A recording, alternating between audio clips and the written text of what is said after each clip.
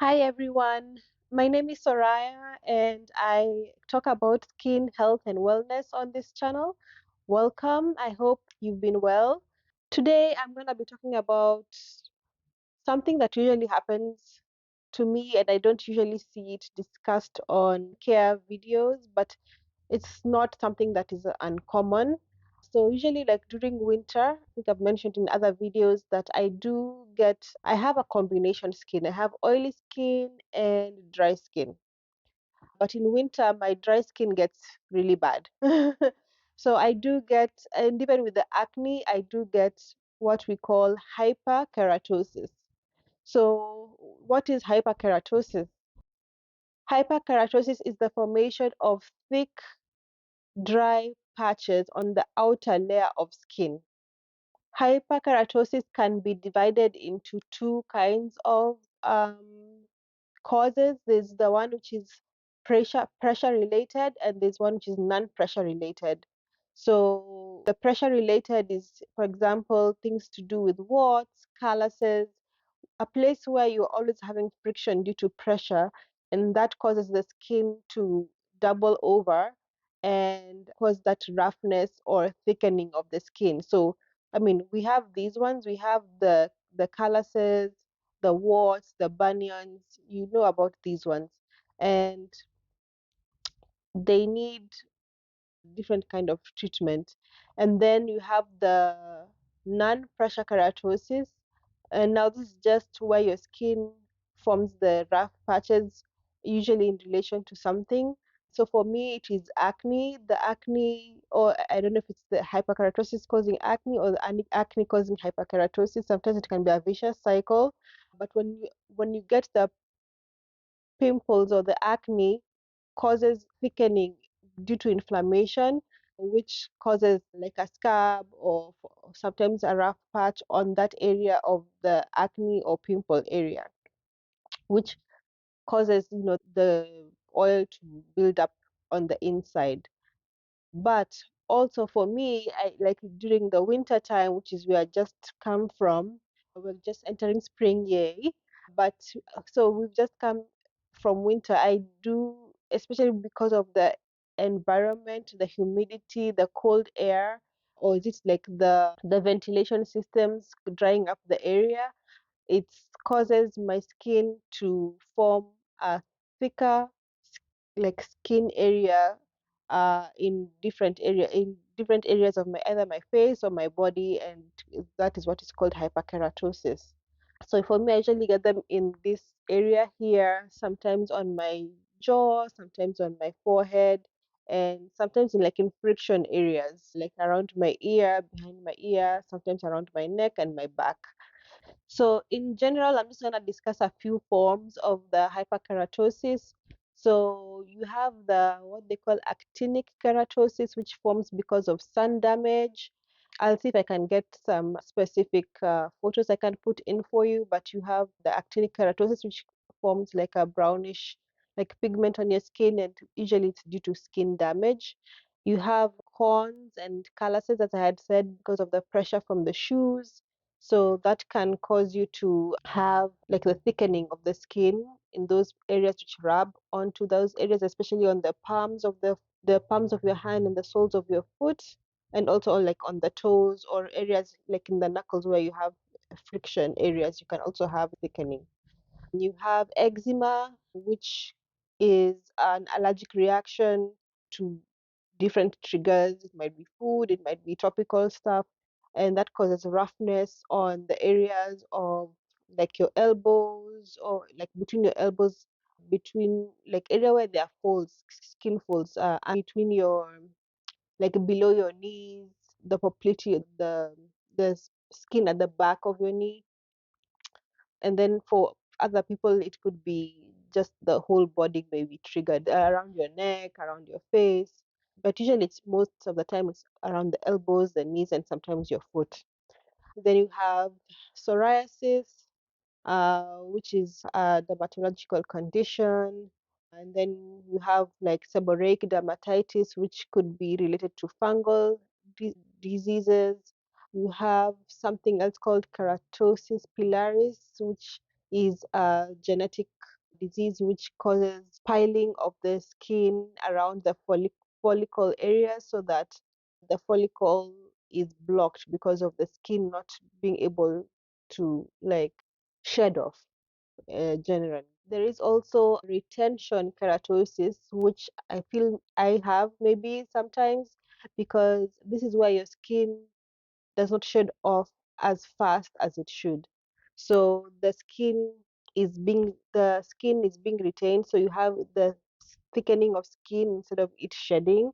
And I feel like that happens for me in winter. Like I do not have a very quick skin removal process as compared when I'm in hot, humid areas.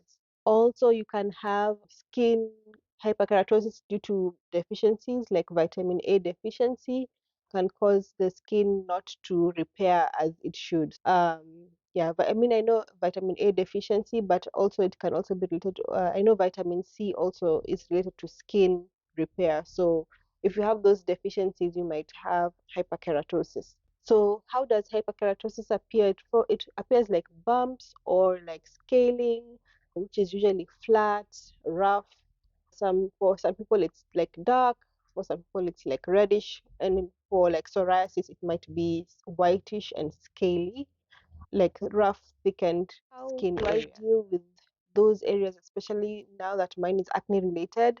Especially because those areas, apart from the acne, the dry patches, if can cause irritation because they're so dry, you feel like you have to, it's like anything, like when you feel a foreign body on your skin, you feel something thick on your skin, you feel you're more tempted to touch it, and if it's irritating you feel like you want to like take it off, so you're trying to rub it off, and that can cause irritation and inflammation of the skin, causing darkening of the skin, which already I have, causing hyperpigmentation from the acne and then now also from the hyperkeratosis.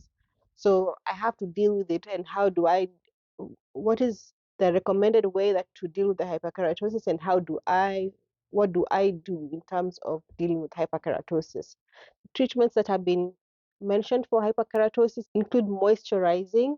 So use of moisturizers to keep the skin supple. So for me, I use like CeraVe. I make sure like after I wash my face, I use like a moisturizer. And with winter, not just a moisturizer, I also use Vaseline just to keep the water retained on my skin.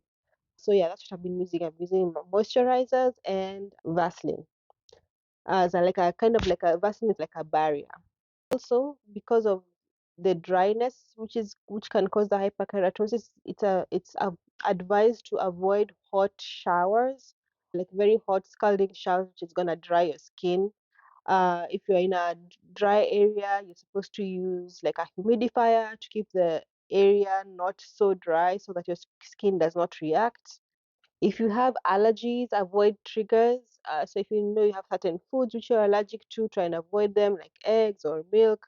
It could be anything else, but those are the common ones that I hear. With allergies, try and avoid triggers. And also you can use anti-allergy medication or anti-allergy creams. Doctors may prescribe specific things for hyperkeratosis. For example, for allergies, they may give you steroids, either steroid cream or steroid tablets.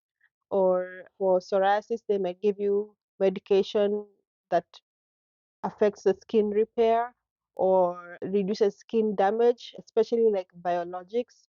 These are medications that are used especially for autoimmune diseases. All those medicines that end with MAB, those that are called biologics. Those ones are prescribed for especially like psoriasis. For warts, they might give you something to either like burn off or cut off the wart, like silver nitrate, or like cryotherapy to make the area cold and freeze the wart off. Other things that the dermatologists can use are like retinoids. Retinoids are help in increasing the skin repair, like the skin shedding. So for like retention keratosis, I would probably be given something like a retinoid, which I've used before, But for me, retinoids, as much as they help increase the skin repair, for me, they make it more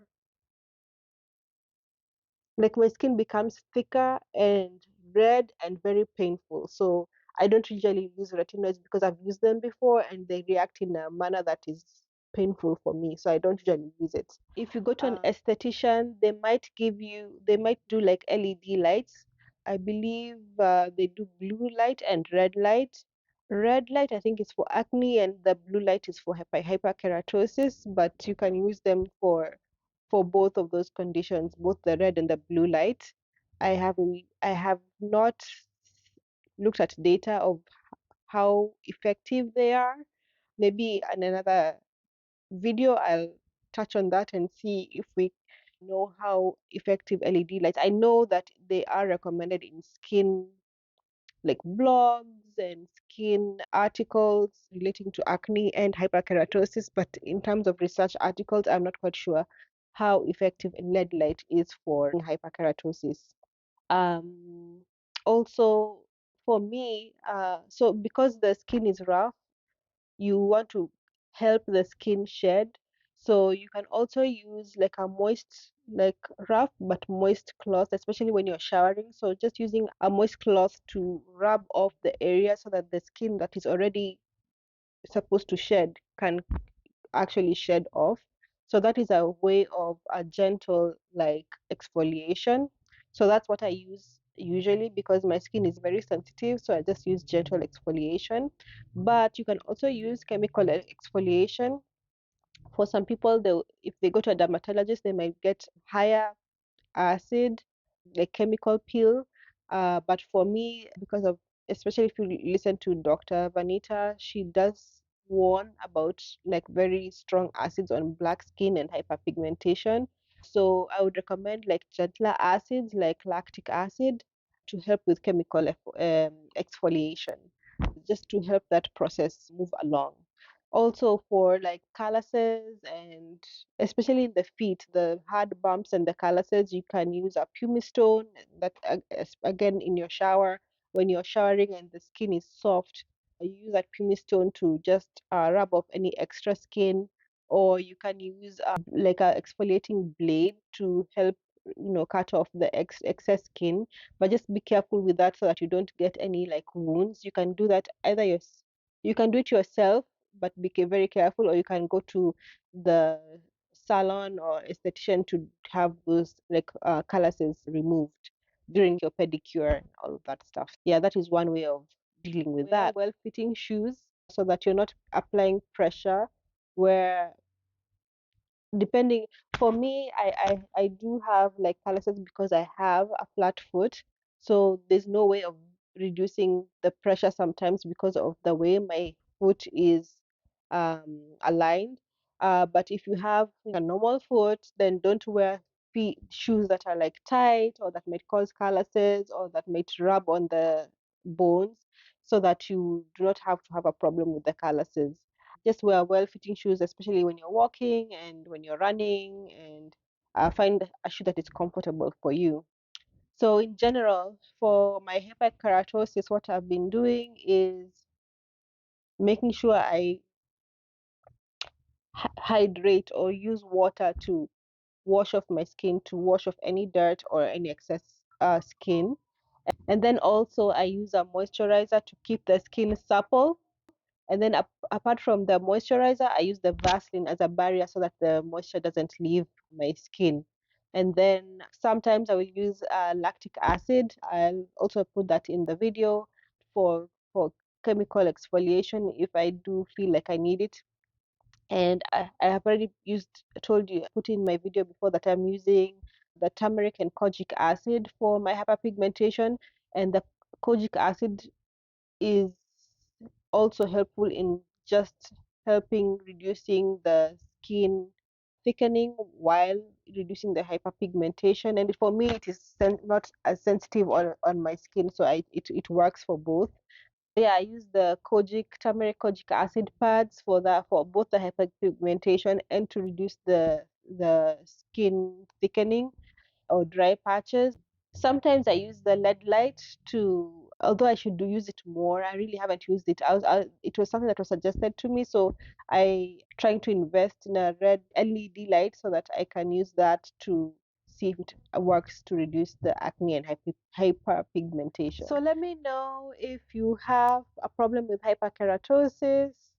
I hope these tips have helped you in letting you know what causes hyperkeratosis and how you can deal with it. And I hope it's gonna be helpful to you and to your family. And I hope you gain from it. Let me know if you have any other things that you'd like me to talk about in terms of skin and health, and it will be a pleasure. Thank you for listening, and listen to my other videos, which I'm gonna put on the screen. Take care, and we'll see you in another video. All right, bye.